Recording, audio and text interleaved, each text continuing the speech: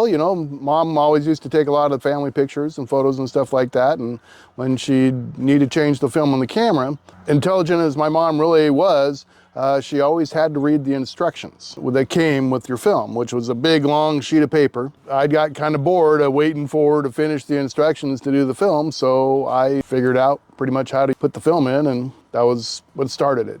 That and working with my dad, he was a biologist at Central. Part of his research was leaf veination. So he would clear leaves, basically bleach them out, put them between glass slides, and then inject a red dye so that you had basically the veination of the leaf. And then he'd go into the darkroom at Central and make contact prints of these leaves. He'd take me up there, and it was a pretty quick, easy thing, but it was another part of the photography, printing and learning how to do that it was the combination of the two got my interest. Seeing that print come alive in the chemicals, and then, yeah, changing the film and the cameras, it was the two and two worked together.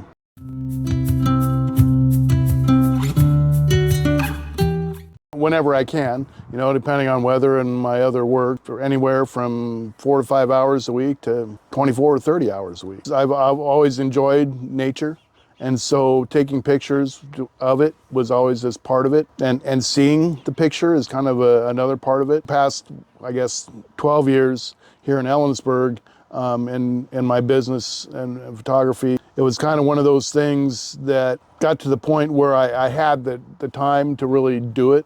I don't know, all my love of nature kind of came together, and in trying to make it a business, gave me that time to do it more and more.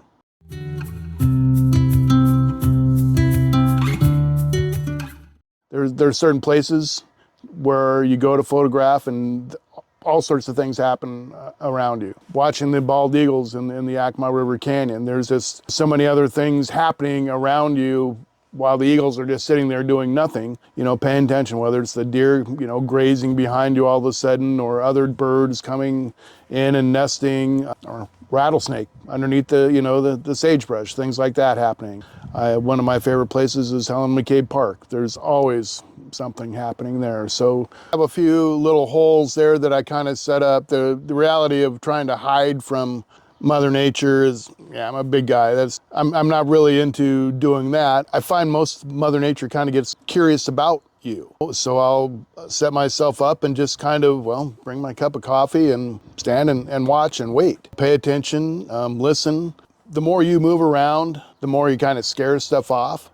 But at the same time, if you just kind of stand there and just be patient, a lot of times stuff will come to you, or things will happen, or as long as you're paying attention, whether it's the dragonfly landing on a reed and starting to lay eggs, or muskrat swimming by, I'll go for a couple hours. It just depends on the light and the timing of the day.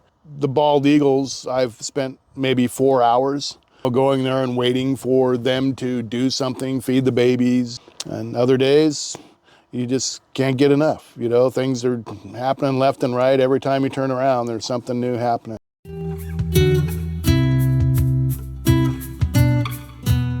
The kingfishers are one of those very shy birds.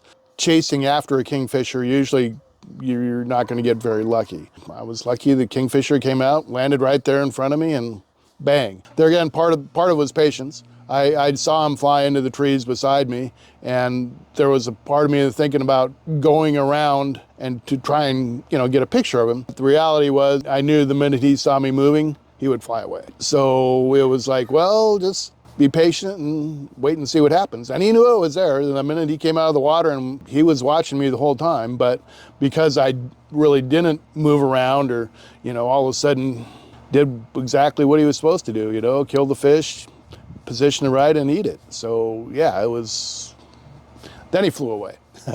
Yeah, I want to catch nature being itself, not necessarily reacting to me or what I'm doing. The reality is things happen all the time with nobody seeing them.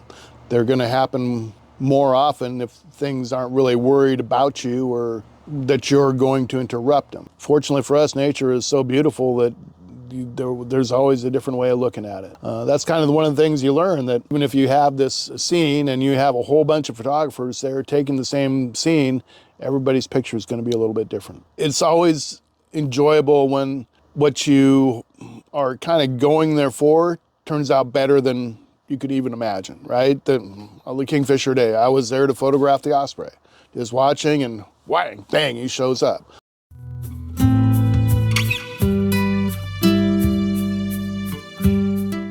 I spent 2 years trying to photograph a sora. It's called a sora. It's a shorebird, S-O-R-A. They're notoriously good at hiding. They don't like to be seen. And this little bird, I'd be standing there and I could see it come along the shore. I'd sit there and watch, and I could see its little eye through the grass, and then it would just disappear. It would snake through the grass, through the reeds, and be past me, or go back the other way. And I started carrying my an extra camera so I could be closer.